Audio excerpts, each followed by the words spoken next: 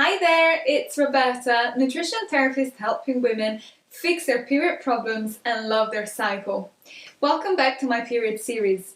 In today's episode, I'm going to share with you 3 of my favorite signs to identify ovulation. Now, why is it so important to understand when and if you ovulate? Ovulation is key to make progesterone, which is your calming and chilling hormone, which opposes estrogen, which is more your fierce and Beyonce hormone.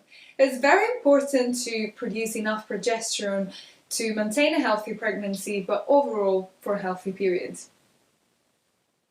Here are the 3 signs that I personally use to identify ovulation. Number 1 is to keep track of your basal body temperature throughout your cycle. I personally use an app to keep track of my temperature, and it will give me automatically an estimate of when I ovulated according to the rise in my temperature.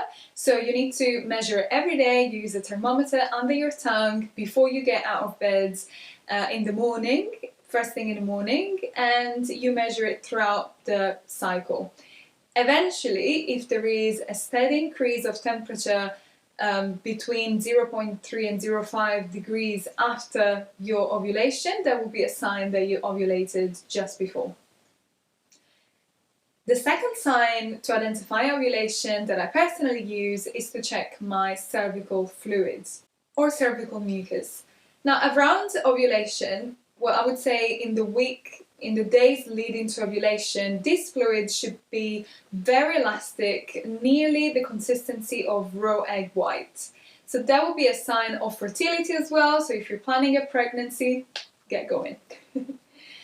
The third sign of ovulation that I like to keep track of is my cervix position.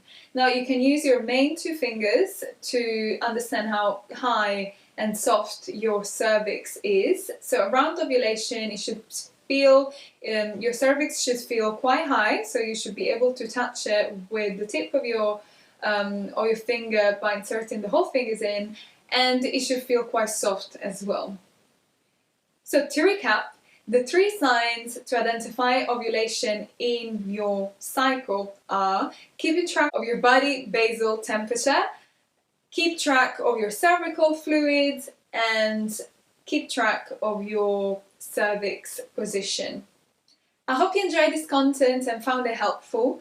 And if you would like to receive more health tips to your inbox, please make sure to subscribe to my newsletter. I'll make sure to put the link in the description. See you at the next episode!